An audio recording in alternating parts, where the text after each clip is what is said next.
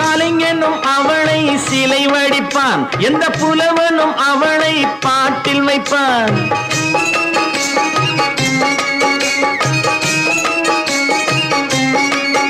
எந்த கலைஞனும் அவளை சிலை வடிப்பான், எந்த புலவனும் அவளை பாட்டில் வைப்பான். அந்த இயற்கையும் அவள் மேல் காதல் கொள்ளும், அவள் நினைவாலே என் காலம் செல்லும். நான் பார்த்ததிலே அவள் ஒருத்தியை தான் நல்ல அழகி என்பேன், நல்ல அழகி என்பேன்.